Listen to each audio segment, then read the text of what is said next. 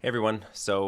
This week wanted to have a little bit of a chat about how to actually go about analyzing your agency to see really how it's doing and not leaving it to gut. So the situation that I see ultimately that happens quite a lot is that we're not utilizing data to actually guide our decision making and ultimately leaving the financial future of your agency to chance. And so the situation that this causes is that you're not really having a greater amount of profits as your agency grows. You have more stress, you have more clients, maybe even more revenue, but not increasing levels of profit. And I kind of see profit will continue to grow, but the revenue will continue to grow, but profit kind of just stays the same or even sometimes decreases. And ultimately, obviously, not what we want. What we tend to believe is that if we sell just a little bit more, then we'll have more resources, and then we'll be able to hire the right people, and then we'll be able to be more profitable. We'll be able to increase the prices with clients. And then ultimately what we end up realizing is that we don't have that, and so we end up just working a little bit harder. And it doesn't really end up working out in the long run. And then as you grow, you end up looking back and thinking, wow, I would have been better off if I was smaller and or maybe even working internally for someone. And this is a very frustrating place for me to see a lot of agency owners in, is that when they first start having conversations with us, is that they end up saying, I'm at the place where at this point I'm just considering whether I want to just take a full-time job and shut down the agency because the stress level and where we are, it doesn't really feel like it's feasible anymore. And so what the opportunity is here is to really understand where your agency stands and being able to have the information that you need to be able to make the decisions that you need to, understanding really what's here. The vast majority of agencies, as I mentioned, are sort of living in hope, thinking that they just need to do a little bit more so that they can be profitable, have more time. But realistically speaking, if every single project that you're selling is underpriced, then it's never going to work out that way. In fact, you're just adding more unprofitable work on top of unprofitable work and exacerbating the problem. You're just making yourself busier and, realistically speaking, not increasing any profits and trying to find a way to get out of that situation. And you're really never going to have the amount of resources that you needed because you have such a limited amount of profit and limited amount of resources baked into those projects, kind of causing that problem. So think about it this way, right? Is that if you have a bucket with a hole at the bottom, and as you fill the bucket with water, no matter how quickly you're trying to run to the kitchen and fill up another bottle with water to then fill that bucket, because the water's falling out the bottom, it's never actually being filled. In fact, you try to go back faster, and really realistically speaking, every single time you go back to the bucket, you realize it's kind of empty, rather than actually plugging the hole and recognizing, all right, now I'm actually at a place where I can continue to fill the bucket appropriately and actually be glass half full type situation, or glass fully full even, in a situation. So what I'd love to do with you guys today, so we have a guide called the Agency Analyzer, and I want to walk you through that guide. It's a guide that we've actually had for a while, but realistically speaking, it's a rather complicated one. So I wanted to spend a little bit of time going through explaining how to actually source the information, how to actually utilize this guide to have the information that you need in order to evaluate projects, evaluate clients, evaluate team members, to understand how to actually be able to guide where your business is and where your agency is to be able to be more profitable. So here is the first piece of the actual guide, where you have the actual amount of revenue. So what I want you to think about is the amount of revenue that you actually have. Let's say that you have 500,000 in revenue. Let's just do the same number for both. I'm going to grab a calculator so we can actually do some math here together. So let's say that in this instance that we actually have 4 team members. Whether that is a combination of full-time employees or freelancers. Before, as we have learned, there was lots of discussion about full-time equivalent during the pandemic, understanding that they're full-time equivalent. And so it may be a portion of a person, but accumulated equals a full-time equivalent person. So we have 2,080 times the 4, so we have 8,320 hours across the agency. So $500,000 divided by 83.20 is going to give us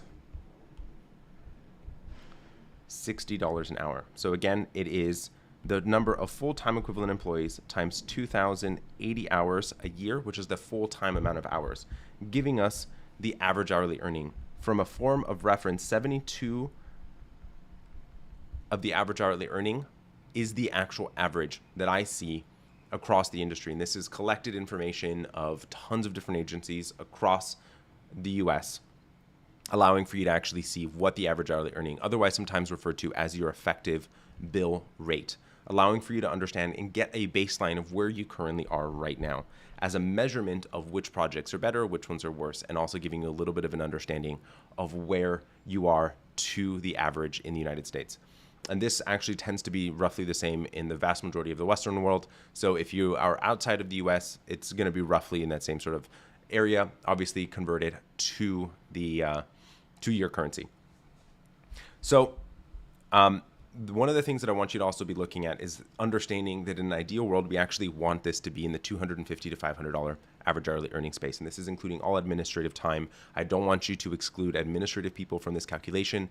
It's the total number of people that it takes for your agency to fully operate. And then the next page, you have the team analysis, where we're actually going to go through understanding the amount of revenue that each person is actually allocating. So you have, let's say we have John and Catherine. So the amount of total revenue earned by each employee. So this is going to be a little bit more difficult to understand the revenue that's allocated by the individual, right? So it's actually looking at to see how you're actually attributing this revenue to that particular individual is actually fairly important, and understanding how you can actually go about doing that. So I'm going to explain a couple of methods that you can go about doing that, is recognizing who was on that project, the number of hours. So let's say that I were to look at project A, and that we had 2 people on the project, and it was a total of 100 hours on the project. For easy number's sake, we'll call it $10,000 for the revenue for that project. And we had someone with 70 hours and someone at 30 hours. So the person that was at 70 hours is 70% of that revenue would be $7,000. And for the other person would be $3,000. That is the most accurate way of attributing revenue to an individual. Understanding the total hours worked for that period of time that's actually being evaluated, whether it's 1 month, whether it's 1 year, whether it's a quarter, whatever it is, what revenue you actually have allocated. So you're going to get the total number of hours that have been actually logged for that particular person. Then you're going to add their total compensation. So recognizing that each country, each state even, has a different amount of cost for the employee. So you want to add in the employer costs, you want to add in the cost of retirement benefits, health insurance, all of those things that actually go into the cost of the individual, and actually list the fully burdened cost here. And then you want to understand the total percentage of the allocated time. So as you have a total number of hours here of all the team members, you're going to have an understanding. So let's say, again, just for easy numbers' sake, that this total number of hours was 70 hours, and just for easy numbers, the total number of hours across the entire business was 100. This person is 70% of time. And then we want to have an understanding of a general and administrative allocation. This is going to be a cost, and I have a little bit of some understanding of administrative costs. You have insurance, rent, utilities, supplies, all of the to auto expenses, to travel, all of those things are administrative only costs. You want to have that understanding and being able to actually multiply that by the percentage of revenue for that particular person. And then you're going to take total revenue minus their payroll benefits, minus G&A and allocation, actually getting us to the profit for that particular individual. Doing the same thing with total revenue divided by total revenue here divided by the total amount of hours, giving us to the average hourly earning that we had here. It's the exact same allocation that we had in this sheet as well. So it's the total number of hours specifically for that employee divided by the revenue that we determined and attributed to this particular person. And then understanding the amount of hours again, or actually, sorry, it would be the amount of payroll costs divided by the number of hours to get us to the hourly cost for this particular individual, understanding the distinction between their earning and then their actual cost. How much are we actually making for every single hour this particular person is actually working? This gives us a great understanding of how we're actually appropriately utilizing different people within the organization. Really being able to understand how we are able to have an understanding of how we can actually make some adjustments and why one person potentially starts to highlight some information around who's actually more effective, what type of work we actually have them on, why this person is potentially more effective. So ultimately speaking, we can try to replicate the most effective, most efficient team members on the team, allowing for us to increase profitability. The next level of information is we're actually going to look at it from the project level as well. So we are then going to actually take the actual, so let's call A, B, C project for client A, and X, Y, Z project for client B. List out the actual service category for each one of what it was exactly that was being done, whether it was brand, whether it was a website, whatever it was that you actually did for that particular project. Then understanding the amount of revenue that was billed for that SOW, the total amount of hours that was attributed, and then again, the average hourly earning. So all you're going to do is actually take the amount of revenue divided by the total number of hours, giving you your average hourly earning. And then it's now starting to highlight, and now you can evaluate project by project how they're actually standing up to ultimately how it was on this project. And also, and I'll scroll up for a moment.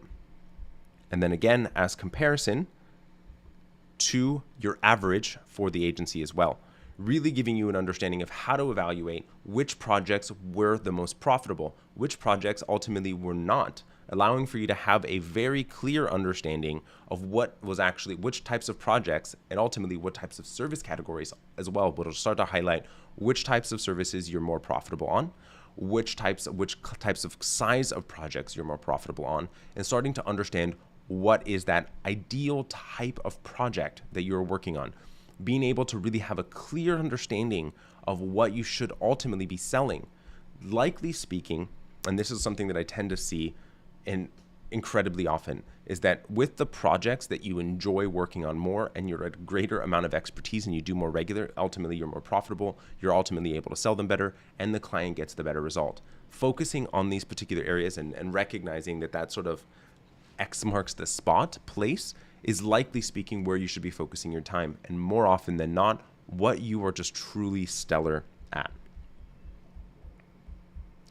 And then we are going to start looking at things from client analysis, understanding which clients are ultimately the most profitable. So what we can do, if from this particular page up here, let's say that we had two different sections with a different client, we're actually going to take the total revenue for both of those items and actually total it up and list for client B the total amount of revenue that we had and listing the total amount of hours that it actually took to complete it, giving us an understanding of ultimately what amount of revenue it's actually taking, and ideally also getting the average hourly earning for each one of these projects to allow for us ultimately to be able to make a determination of which clients are ultimately the most profitable. And I misled you guys a little bit. We have one more ultimate category of the service type. So again, from the prior pages, we have the service categories to understand which service categories are ultimately going to be the most profitable as well. So when you are on the service type analysis, you're going to list out, let's say we're all branding projects, the total amount of revenue that we have here, total amount of hours that we would have in this category, let's call it 1,000. And then we have an average hourly earning of $1,000 an hour.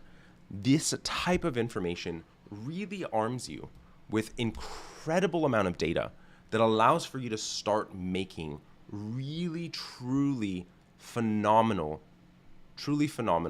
types of decision making around what it is that you're offering, what it is that you're selling. It also is a great source of information for future prospecting as well, when you're actually pricing things in the future. It gives you the data points that you need to utilize when actually creating SOWs, what you should be including, what should you not. It's also a great way to actually go through what types of projects and what's actually flushing out. And when you're looking at different projects, looking at different clients, what are the similarities? What are the differences between each? Allowing for you to highlight what are the process problems that you're currently having within your agency today. Allowing for you to start to now have some ideas come to the surface around what you should be doing differently to make you more efficient, to make you more profitable, to make you have more amount of resources to be able to dedicate to that client, allowing for you to ultimately be able to produce the result. The agency wins, the client wins, you get more freedom, you have more scale, and ultimately more profit.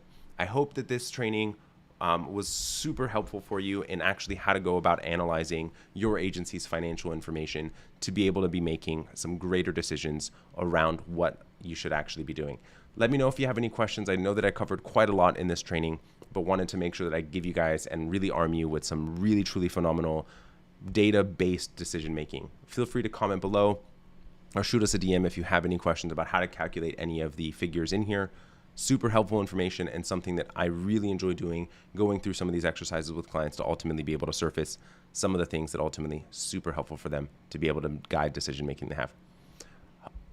Hope you guys have a wonderful rest of your week and looking forward to hearing what types of information you guys garnish and learn from this training.